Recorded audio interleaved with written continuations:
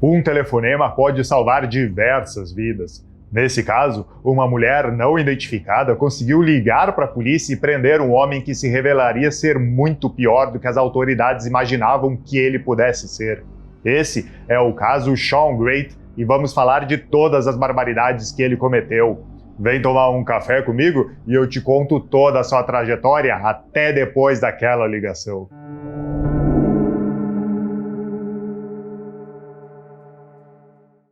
E aí, Teófilo, Mauro Plachina aqui. Nesse vídeo vamos falar de um dos casos mais perturbadores que existe, o caso Sean Great. Sean é o assassino em série que ficou ativo em Ohio de 2005 a 2016. Acredita-se que ele tenha cerca de 5 vítimas, mas como acontece com quase todos os serial killers, esse número ainda é motivo de debate. Ele teve problemas com a lei durante toda a sua vida, mas ser um assassino em série não passava pela cabeça da polícia até que uma vítima escapou e fez uma ligação para o 911 em 2016, e o seu terrível relato do que Sean realmente fez veio à tona. Essa ligação aconteceu em 13 de setembro de 2016. Uma mulher ligou para o 911 de Ashland, uma cidade a cerca de 1 hora de Cleveland. Nessa ligação, que mostra uma mulher bastante aterrorizada, ela diz ao operador do 911 que foi sequestrada por um homem chamado Sean Great. 911, what is the address to your emergency? By the Fourth Street Laundromat. What is it? Fourth Street Laundromat. What's the problem? I've been abducted. Who abducted you? Sean Great. Where's he at now? Asleep. Where's he sleeping at? In the bedroom. I'm in the bedroom with them. Please hurry. Ela ligou enquanto ele estava dormindo e pegou o telefone dele, mas ela ainda estava no quarto com ele. Ela pediu ajuda, mas não conseguiu dizer exatamente aonde ela estava. Como você pode imaginar, ela estava absolutamente aterrorizada. He's got a taser. Is there any way you can get out of the building? I don't know without waking him, and I'm scared. Is there a bathroom in the house? The bedroom is closed, and he made it so it would make noise. And if you told him you had to go to the bathroom, he would do something to you? Yeah, because he had me tied up. Are you tied up now? Well, yeah, but I kind of freed myself. Is it his phone you have?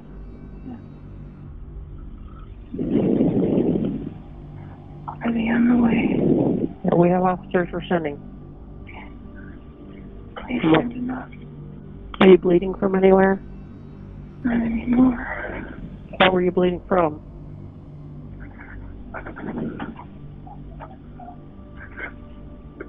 You don't have to talk if you don't need to, okay?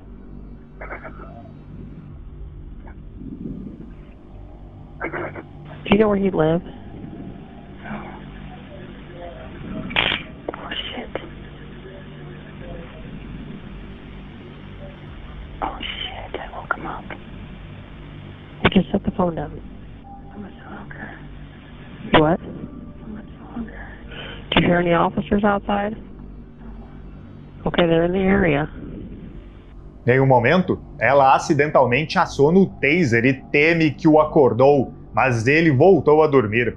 Foi nesse momento que ela começou a ouvir barulhos, mas eles não vinham de Sean. Mas antes de eu te contar o que era esse barulho, se inscreve aqui no canal para tomar um café comigo, assistindo casos de true crime, lendas e teorias de terror toda semana. Muito obrigado pelo teu apoio.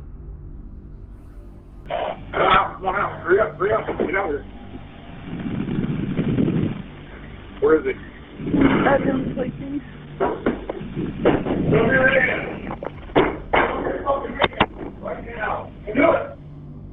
A polícia finalmente a encontrou e foi revelado que ela estava presa lá por 3 dias como escrava sexual.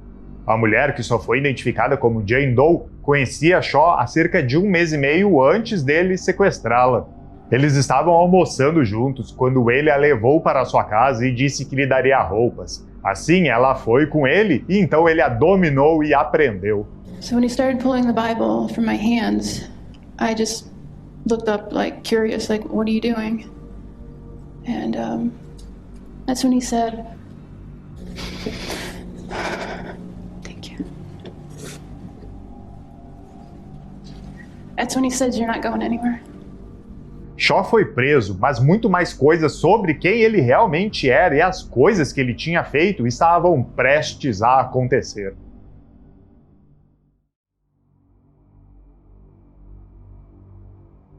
Shaw Great nasceu em 1976 e os seus pais se divorciaram quando ele tinha 6 anos, com a mãe cedendo a custódia dele e do seu irmão, apesar de ambos continuarem vivendo com ela. Durante a adolescência, ele era descrito como o encantador, sempre sorrindo, um verdadeiro sucesso com as mulheres. No entanto, ele também era controlador, ciumento e violento. E isso tudo não é a melhor combinação. Inclusive, quando ele tinha 18 anos, Shaw foi preso por agarrar a garganta da namorada. Aos 23, ele arrombou a casa de uma namorada grávida de 17 anos, sufocando-a e depois tentou matá-la. 8 meses depois, ele a agrediu novamente e até a irmã dela enquanto segurava uma faca de açougueiro que ele escondia debaixo de um sofá. Ele passou cerca de 4 anos na prisão por isso e foi libertado no início dos anos 2000, mas ele continuaria recebendo acusações de agressão, violência doméstica e uso de maconha e de álcool. Ao longo dos anos, ele explorou pessoas, especialmente mulheres vulneráveis, de todas as maneiras que pudesse. Ele também teve filhos, 3 com uma namorada e 1 durante um breve casamento.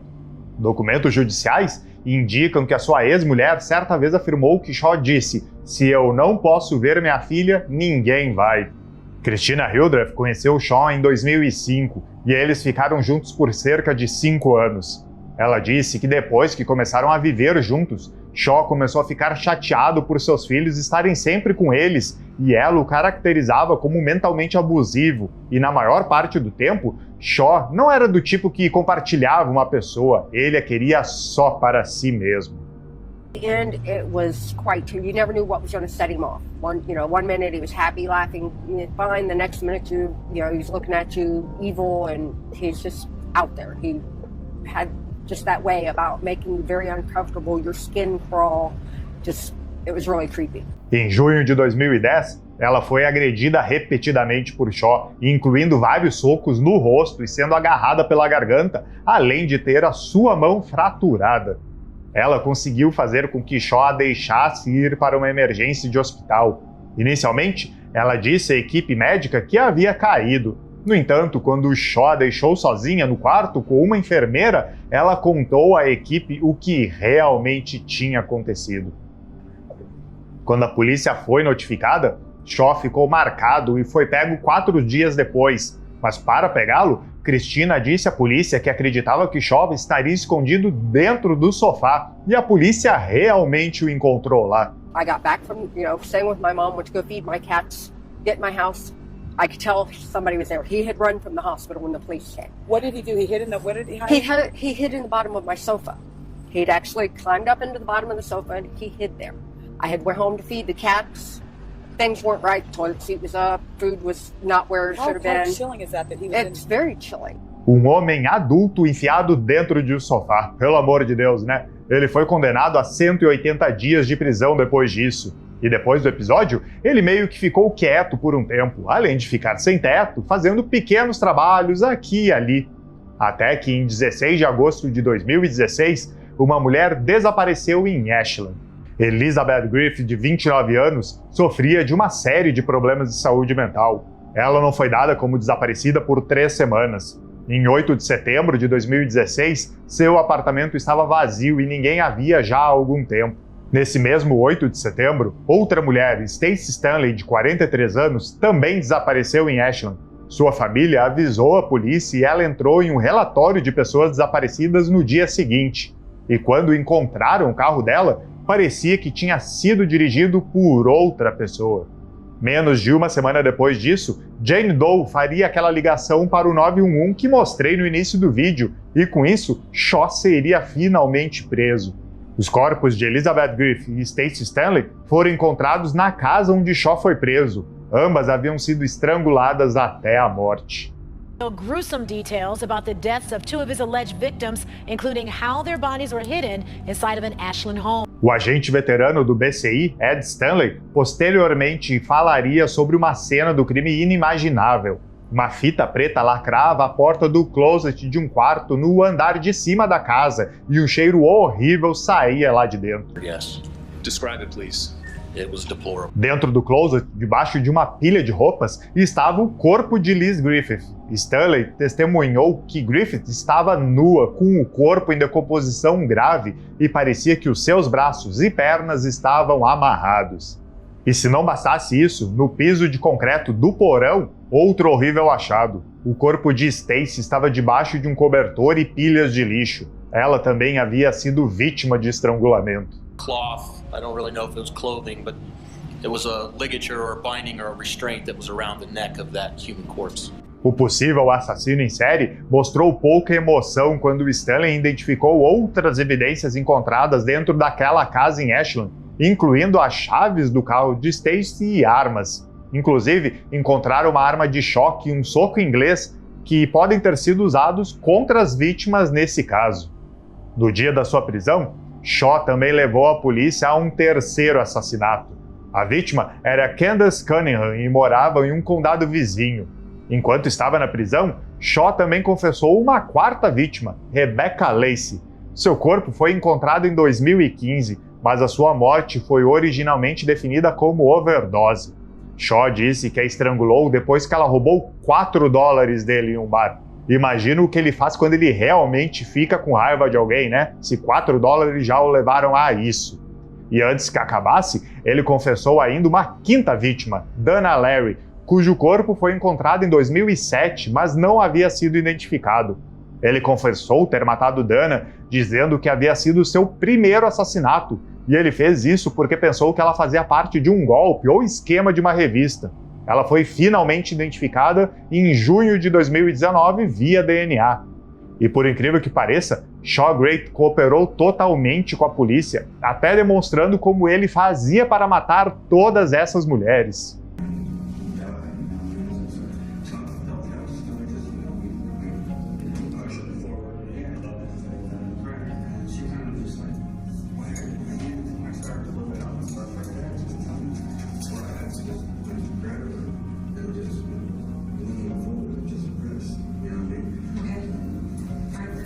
Em 29 de setembro de 2016, Shaw Great se declarou inocente de 23 acusações descritas em um relatório, incluindo 2 assassinatos de Elizabeth Stacy, embora ele tenha contado à polícia e à imprensa que havia feito isso. Os advogados de Shaw mais tarde entraram com um pedido de inocência por motivo de insanidade.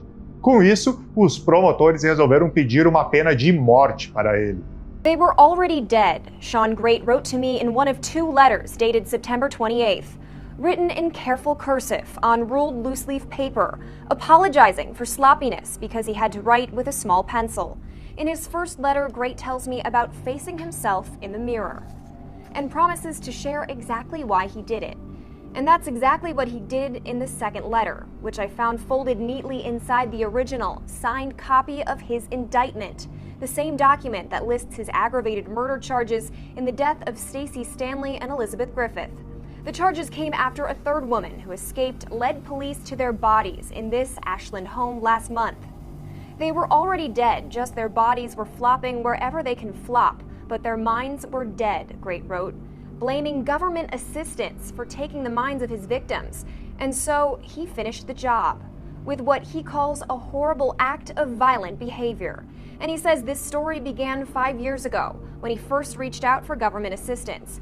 But he said he couldn't get enough, writing that he received $197 a month on a food card, though many bodies receive $700, he wrote.